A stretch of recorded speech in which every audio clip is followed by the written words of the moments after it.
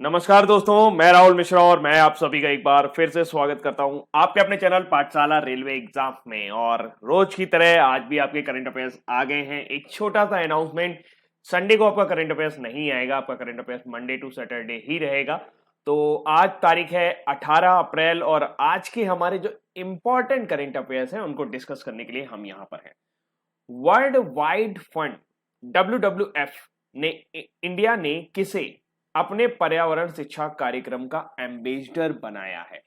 तो बहुत ही famous personality हैं जिनको एम्बेसडर बनाया गया है और हाल फिलहाल WWF के जो भी इंडिया में प्रोग्राम होंगे वो इनके माध्यम से संचालित किए जाएंगे। इनको एज ए सिंबल मान के आगे किया जाएगा और जितने भी प्रचार कार्यक्रम वगैरह होंगे वो इनके माध्यम से होंगे। तो फिलहाल किसे एम्बेसडर बनाया गया इसके बारे में चर्चा करेंगे, लेकिन एक इंपॉर्टेंट न्यूज आ रही है आरबीआई से। आरबीआई के गवर्नर शक्तिकांत दास जी ने कल घोषणा की कि 0.25% रिवर्स रेपो रेट में कटौती की गई है।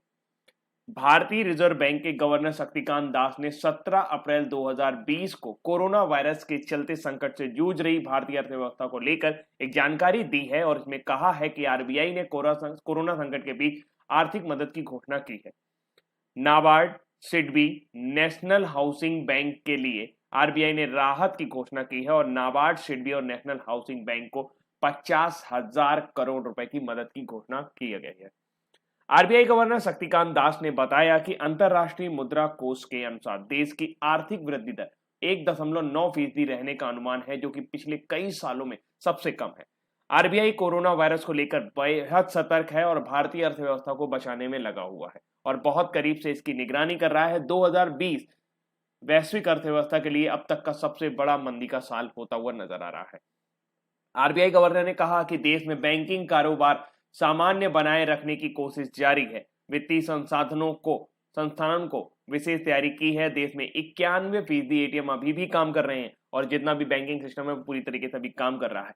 रिवर्स रेपो रेट अगर 0.25% घटा दी जाए तो अब वो सिर्फ 3.75% रह गई है।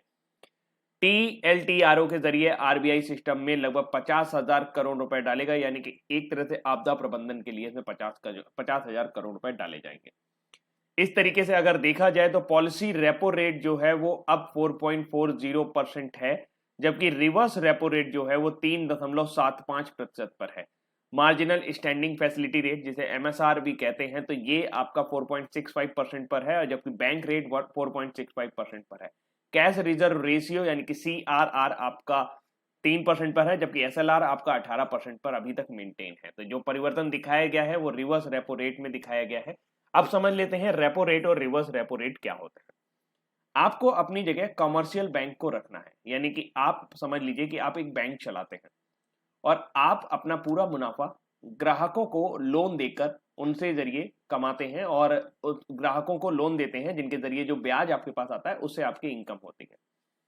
रिवर्स रेपो रेट वो रेट होता है जिसमें कॉमर्शियल बैंक अपना पैसा रिजर्व बैंक ऑफ इंडिया को देते हैं कुछ समय के लिए रखने के लिए। लेट अस सपोज आपके पास 100 रुपए हैं और अभी आपको ऐसा लग रहा है कि मार्केट की स्थिति ऐसी है कि कोई आपसे लोन नहीं लेगा। ऐसे में आप क्या करते हैं, अपना पैसा कुछ समय तक के लिए इनकम लेने के लिए आप रिजर्व बैंक ऑफ इंडिया के पास रख देते हैं। रिजर्व बैंक ऑफ इंडिया इस दिए गए पैसे पर जो इंटरेस्ट देता है उसे रिवर्स रेपो रेट कहा जाता है, जबकि रेपो रेट जस्ट अपोजिट होता है। कभी कभी मार्केट की कंडीशन इतनी ज्यादा अच्छी होती है कि जो बैंक होते हैं अपना सारा पैसा लोन पे घुमाने के लिए परेशान होते हैं। इसके लिए उन्हें और पैसे की जरूरत होती है तो वो आरबीआई से लोन ले लेते हैं। मान लेते हैं आरबीआई से उन्होंने 10% पे लोन लिया। लेट अस सपोज, ये मैं आपको मोटा मोटा बता रहा हूँ, जैसे कि रेपो रेट अभी 4.4% है, तो इस टाइम अगर आरबीआई से कोई बैंक लोन लेगा तो वो 4.4% पे ही लोन लेगा।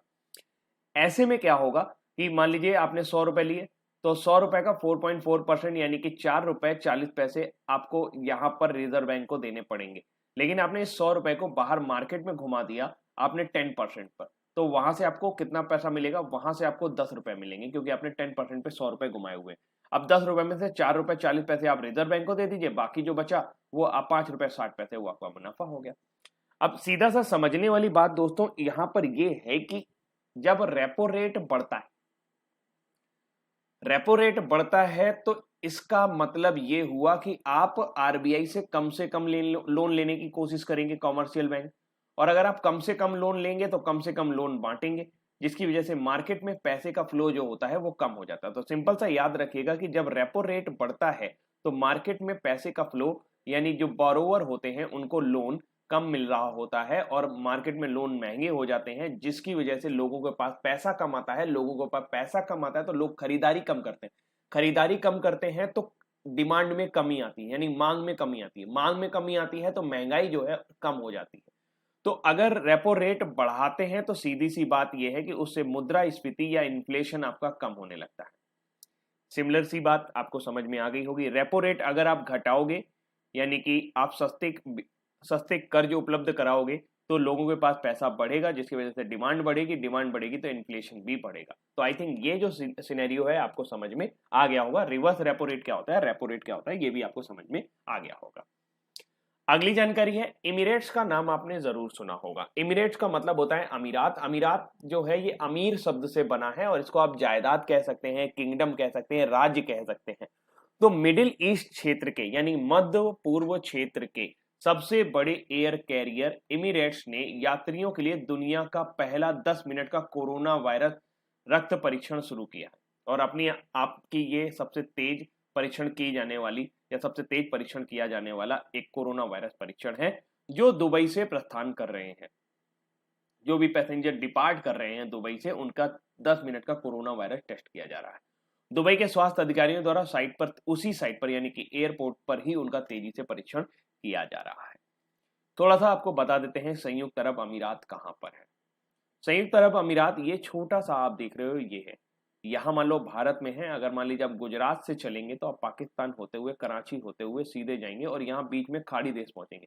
जितना व्हाइट कलर का एरिया देख रहे हैं आप, ये पूरा का पूरा मध्य पूर्व क्षेत्र कहलाता है। थोड़ा और पास से दिखाता हूँ, ये है आपका यूनाइटेड अरब अमीरात। ये आपको जो दिख रहा है ऑरेंज कलर का। इसके पड़ोसी देशों की बात करें तो Oman, Yemen, Saudi Arabia, Iraq, Bahrain, Kuwait और ये सब इसके जो पड़ोसी देश हैं। ये जो आपका है इसे पर्शियन खाड़ी बोला जाता है, इसीलिए इन सारे देशों को खाड़ी देश भी कहा जाता है। इस तरफ आपको ये ईरान देखने को मिल रहा है। इससे थोड़ा सा इधर चले जाएंगे तो आपका अफगानिस्तान शुरू हो जाएगा और फिर इधर बगल में आपका पाकिस्तान शुरू हो जाता है। तो इस तरीके से सऊदी अरब के जो संयुक्त अरब अमीरात की पोजीशन है वो मैंने आपको वर्ल्ड मैप पर दिखा दी है। अब थोड़ा सा बात करते हैं, अभी हाल ही में संयुक्त अरब अमीरात की एक जानकारी सामने आई थी कि वहां पर नए नेचुरल गैस रिजर्व खोजे गए हैं। 2 फरवरी 2020 की ये खबर है और लगभग 80 ट्रिलियन क्यूबिक फीट के वहां पर नेचुरल गैस रिजर्व खोजे गए हैं। नवंबर 2019 में यूएई ने अनाउंस किया था कि उन्होंने 7 बिलियन बैरल जो है वो ऑयल रिजर्व खोजे थे और इस तरीके से अब जो वहां का पूरा एरिया है वो तेल और गैस के मामले में काफी उच्च बन गया है।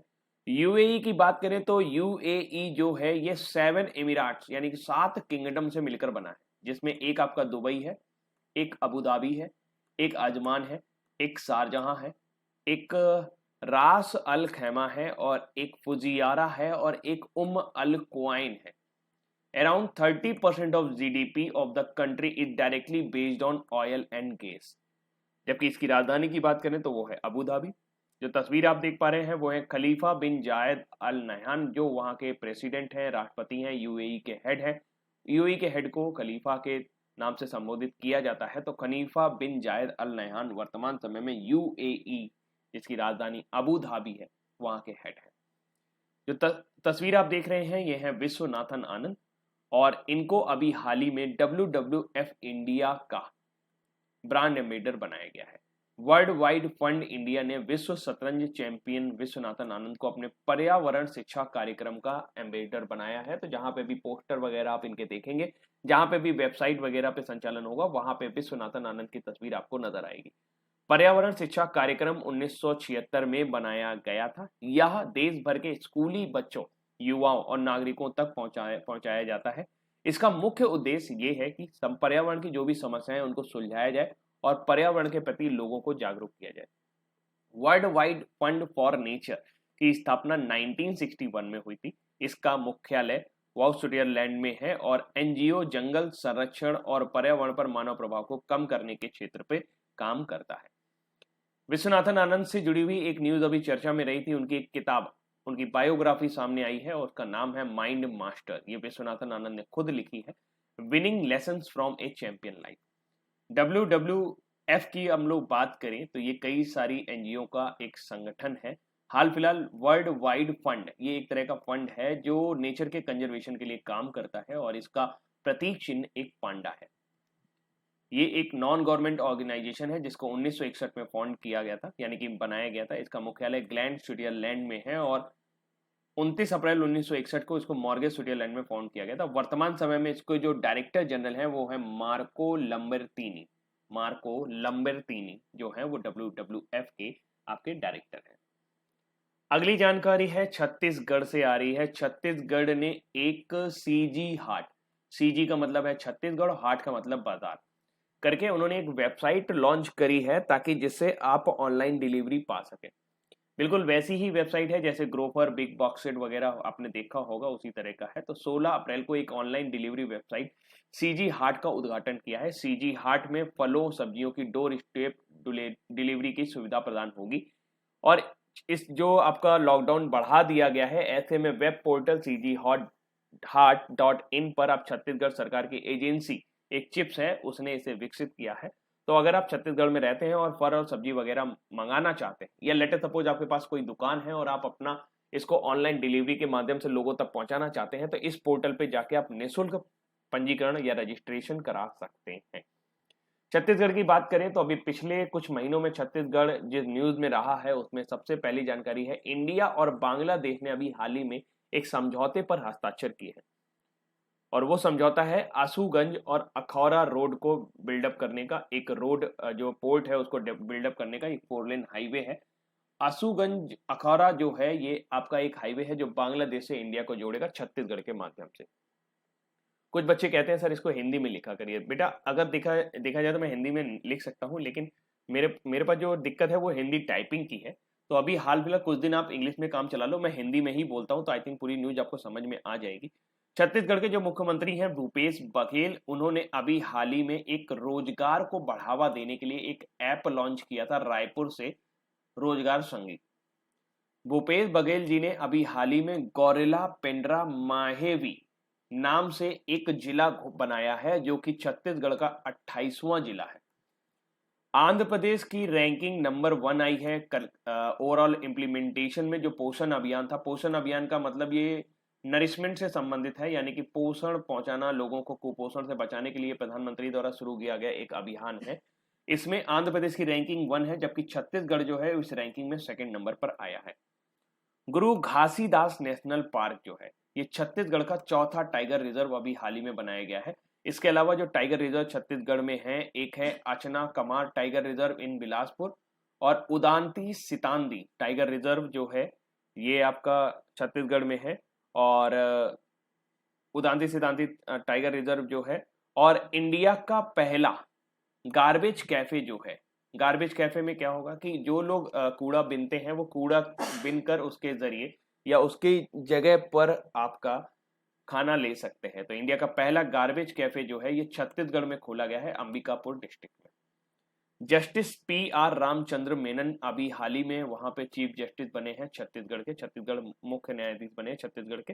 छत्तीसगढ़ के CM वर्तमान समय में भूपेश बघेल हैं और जो छत्तीसगढ़ के गवर्नर हैं वर्तमान समय में वहां की गवर्नर अनुसुईया उइके हैं। पहला जो चीफ मिनिस्टर थे छत्तीसगढ़ के वो अजीत जोगी थे, 2000 में बने थे, और पहले गवर्नर DN सहाय थे, DN सहाय। ये 1 नवंबर 2000 को छत्तीसगढ़ बना था। कैपिटल के लिए मैंने क्वेश्चन मार्क छोड़ा हुआ है, क्यों आप समझ गए होंगे, समझदार को इशारा काफी है, इतना सब मैंने बताया। कैपिटल छत्तीसगढ़ की क्या है कमेंट सेक्शन पर लिखकर बताइएगा। अगली जानकारी है centre for nano and soft matter sciences द्वारा पानी में भारी धातुओं के आयन का पता लगाने के लिए एक कॉम्पैक्ट और पोर्टेबल सॉलिड स्टेट सेंसर विकसित किया गया। अब आप कहेंगे इसकी क्या जरूरत थी? तो देखिए पानी में अगर आप भारी धातुएं पिएंगे तो एक दिन में ही शरीर को नुकसान होना शुरू कर जाता है, और कई जगह ऐसे हैं जहां पे लेड, आर्सेनिक और कैडमियम की बहुत ज्यादा अधिकता है जो शरीर में विषाक्त रोगों का काम करते हैं और इसके जरिए पूरा शरीर जो है वो कई सारी बीमारियों की चपेट में आ सकता है। सॉलिड स्टेट सेंटर जो है एक पोर्टेबल डिवाइस है जो दूर दराज के क्षेत्रों में पानी में भारी धातुओं के आयनों का पता लगाने में मददगार साबित होगा, या एक कॉम्पैक्ट सॉलिड स्टेट सेंसर है जो सीसा यानी लेड, पारा यानी मरकरी, कैडमियम जैसे भारी धातु आयनों में मौजूद होने की जानकारी दे देगा, जो किसी जीव या प्राणियों के लिए गंभीर संभावित खतरे पैदा कर सकते हैं। सीसा, पारा और कैडमियम आसानी से शरीर में जमा हो जाते हैं और जिसे किसी भी रासायनिक या जैविक प्रक्रियाओं द्वारा कम नहीं कर सकते। यानी अगर ये एक बार आपके शरीर में पहुंच गए तो इन्हें अपने शरीर से निकालना बहुत ही ज्यादा मुश्किल हो जाता है, जिसकी वजह से बाद में एक गंभीर खतरा पैदा करते हैं। जापान में एक बीमारी फैली थी, मिनीमाता रोग। ये पारे की बीमारी थी, पारे की वजह से फैली थी। तो लेड अगर हमारे शरीर में एक दिन या उससे कम रहे तो इससे हमें क्या हो जाता है, इससे हमें ब्रेन डिसफंक्शन हो जाता है, यानी किसी तरीके एक तरह से हमें चक्कर ऐसे आने लगते हैं, हमें थोड़ा सा वॉमिटिंग जैसा फील होने लगता है। लेकिन अगर ये बहुत दिनों तक आपके पास रहे, आपके शरीर में रहे, तो इससे खून की कमी यानी एनीमिया हो सकता है,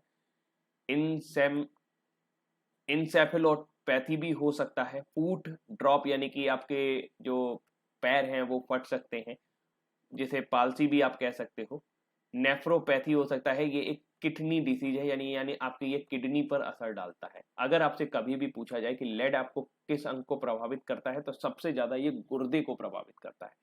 कैडमियम अगर आप वाटर में ले रहे हैं तो ये आपको न्यूमोनिटिस कर सकता है, ये एक लंग इन्फ्लेमेशन है, यानी आपको सांस लेने में तकलीफ हो सकती है। अगर ज्यादा समय तक होगा तो लंग कैंसर होने की संभावना रह सकती है।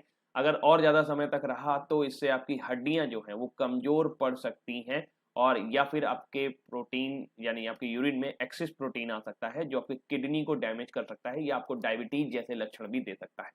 मरकरी अगर आपके शरीर में पहुंचने लगा तो ये डायरिया, फीवर और वॉमिटिंग का कारण बनता है, लेकिन अगर बहुत दिनों तक रहा तो ये आपके मसूड़ों में सूजन पहुंचा सकता है, आपको ट्रेमर कर सकता है, किडनी डिसऑर्डर कर सकता है, न्यूरोटिक डिसऑर्डर कर सकता है, मेटेलिक टेस्ट कर सकता है, pain on pink, discoloration of hands and feet, आपके हाथ और पैरों की जो स्किन है उसको थोड़ा सा बदल सकता है, जिसको पिंक डिसीज कहा जाता है।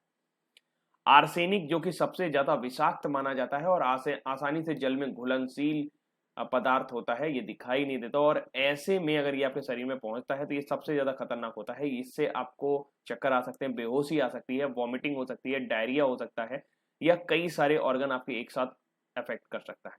इसका सबसे बड़ा रीजन ये होता है कि ये आपको डायबिटीज का पेशेंट बना सकता है और कैंसर का भी ये जनक हो सकता है। तो अगर इस तरीके के जो विषाक्त मिनरल्स आपके पानी में जाने लगे तो इसी वजह से पानी को बड़ा स्वच्छ होना बहुत ज्यादा जरूरी है। अगली जानकारी है फेई फेई। फेई फेई जो है इसको मस्कट डिक्लेयर किया गया है 2022 में, जो एशियन पैरा गेम्स होने वाले हैं चीन के हांगजोउ में, उसका मस्कट चुना गया है।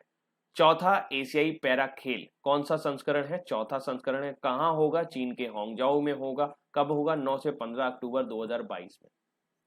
इसमें कुल 22 खेल आयोजित किए जाएंगे, लेकिन इस बार ताइक्वांडो और पैरा कैनोइंग को पहली बार इन खेलों में शामिल किया गया है। शुभंकर खेलों में एथलीटों से दर्शकों तक हर किसी की खुशी और सांस्कृतिक विविधता को संदेश देने में मदद करता है। इस शुभंकर के पहले फेइक का अर्थ है उड़ते हुए पक्षी, और दूसरे फेइक का अर्थ है अपनी कमजोरी पर काबू पाने के लिए एथलीटों के लिए मानसिक परिश्रम को दर्शाता है। इसके अलावा कुछ और मस्कट भी जारी किए गए थे। आपको पता है कि 19वां एशियन गेम जो है ये भी आपके चीन के हांगजोउ में 2022 में खेला जाएगा। पहले ये 2021 में होना था, लेकिन कोरोना वायरस के चलते टोक्यो ओलंपिक के आपके निरस्त होने के बाद एशियन गेम्स को भी एक साल के लिए टाल दिया गया है। तो इसके मस्कट जो जारी किए गए हैं वो हैं चेनचिन, कॉन्गकॉन्ग और लियनलिन। ये आप एशियन गेम्स के मस्कट हैं, जबकि फेई फेई जो है वो आपका एशियन पैरालंपिक गेम का मकसद है। मिराइटोवा की बात करें तो ये आपका टोक्यो 2020 ओलंपिक का मस्कट है, जबकि सोमाइटी जो है ये आपके टोक्यो पैरालंपिक का मस्कट है, जो कि 2021 में खेले जाएंगे।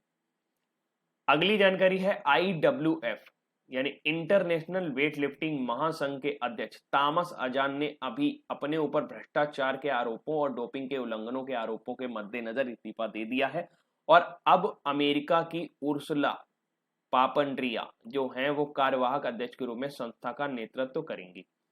तामस अजान ने 1976 से 2000 तक अंतर्राष्ट्रीय वेट लिफ्टिंग के महासंघ के महासचिव थे और 2000 से 2020 तक IWF के अध्यक्ष पद पर हैं। IWF के कार्यकारी बोर्ड ने वेट लिफ्टिंग में 43 साल तक सेवा देने वाले तामस अजान का इस्तीफा स्वीकार कर लिया है और ऐसा उन्होंने अपने ऊपर लगाए गए भ्रष्टाचार कि वो भ्रष्ट हैं और डोपिंग में विविध देशों को अलग अलग तरीके से वो फांसने की कोशिश कर रहे हैं, इस वजह से उन्होंने ये इस्तीफा दे दिया है। कुछ समय पहले एक न्यूज आई थी कि IWF ने थाईलैंड और मलेशिया के वेट लिफ्टर्स को टोक्यो ओलंपिक में भाग लेने से मना कर दिया है। रसिया को उन्होंने ऑलरेडी बैन किया हुआ है डोपिंग मामलों की वजह से। इसके अलावा भारत से सरबजीत कौर और सीमा जो वेट लिफ्टिंग करती हैं उनको भी वार्डा ने 4 साल के लिए बैन किया हुआ है। अगली जानकारी है BSNL के CMD PK पुरवार जो हैं उन्हें MTNL का एडिशनल चार्ज दिया गया है। भारत संचार निगम लिमिटेड के अध्यक्ष और प्रबंध निदेशक PK पुरवार को महानगर टेलीफोन निगम लिमिटेड के CMD का अतिरिक्त प्रभार सौंपा गया है। पिछले 6 वर्षों में यह तीसरा मौका है जब पुरवार को MTNL के CMD का प्रभार दिया गया है। उन्होंने 15 अप्रैल 2020 को MTNL के CMD का प्रभार संभाल लिया है। उन्होंने जुलाई 2019 में BSNL का अध्यक्ष बनाया गया था। BSNL जो है वो भारत संचार निगम लिमिटेड भारत की एकमात्र गवर्नमेंट दूरसंचार टेलीकम्युनिकेशन कंपनी है जो कि 2000 में फाउंड की गई थी और आजकल बहुत ज्यादा घाटे में चल रही है। अगली जानकारी है डे से जुड़ी हुई 17 अप्रैल को वर्ल्ड हीमोफीलिया डे मनाया गया। हीमोफीलिया एक ऐसी बीमारी है जिसमें रक्त का थक्का नहीं जम पाता है और रक्त लगातार बहता रहता है। माना जाता है कि इसकी वाहक जो है वो सिर्फ और सिर्फ महिलाएं ही होती हैं, यानी कि एक पीढ़ी से दूसरी पीढ़ी में सिर्फ और सिर्फ ये महिलाओं के द्वारा ही पहुंचता है और इसके लिए माना जाता है कि इसे रॉयल डिसीज भी कहा जाता है और महारानी विक्टोरिया को इसका वाहक माना जाता है। हर साल 17 अप्रैल को विश्व स्तर पर वर्ल्ड हीमोफीलिया डे मनाया जाता है। यह दिन हीमोफीलिया और अन्य रक्तस्राव डिसऑर्डर, अनुवांशिक ब्लीडिंग डिसऑर्डर के बारे में जागरूकता बढ़ाने के लिए मनाया जाता है। यह दिन वर्ल्ड फेडरेशन ऑफ हीमोफीलिया के संस्थापक फ्रैंक श्रानेवेल के जन्मदिन के सम्मान में चुना गया था। इस वर्ष हीमोफीलिया दिवस के 30वां संस्करण है और इस बार इसकी जो थीम है वो है गेट प्लस इन्वॉल्व। ये विषय विरासत में मिले रक्तस्राव विकारों को सूचना के विस्तार के लिए प्रोत्साहित करता है जिससे दुनिया में हर जगह संभव देखभाल मिल सके, यानी कि जो भी इससे परेशान हैं या जो भी इस बीमारी से ग्रसित हैं उनको प्रॉपर देखभाल मिल सके। 17 अप्रैल world haemophilia day, theme gate plus involve. अब बारी है आज के वन लाइनर की। किस अंतरराष्ट्रीय एयरलाइन ने अपने यात्रियों के लिए दुनिया का पहला कोरोना वायरस रक्त परीक्षण शुरू किया है जो 10 मिनट में परिणाम दे देता है? तो वो है एमिरेट्स। RBI के गवर्नर शक्तिकांत दास ने 17 अप्रैल को 2020 को रिवर्स रेपो रेट में 0.25% घटा दी है और वो कितनी हो गई है? वो गई है 3.75%। वर्ल्ड वाइड फंड इंडिया ने किसको अपने पर्यावरण शिक्षा कार्यक्रम का एम्बेसडर बनाया है? तो विश्वनाथन आनंद ने। छत्तीसगढ़ के मुख्यमंत्री भूपेश बघेल ने 16 अप्रैल को एक ऑनलाइन डिलीवरी वेबसाइट का उद्घाटन किया। उसका नाम क्या है? उसका नाम है CG हार्ट। चीन में होने वाले हांगझोउ 2022 एशियन पैरालंपिक खेलों के शुभंकर किसे चुना गया है? वो है फेई फेई।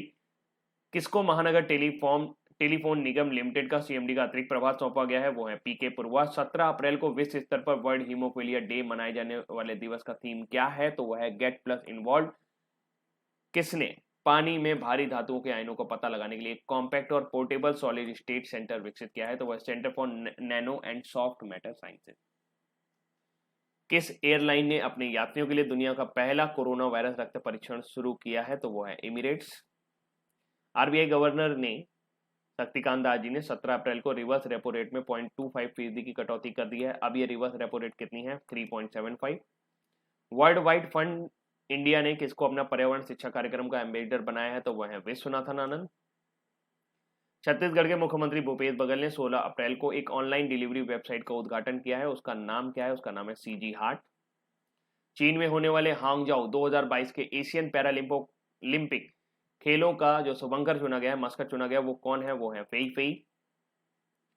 किसको महानगर टेलीफोन निगम लिमिटेड के CMD का अतिरिक्त प्रभार सौंपा गया है? वो है BSNL के अध्यक्ष PK पुरवार।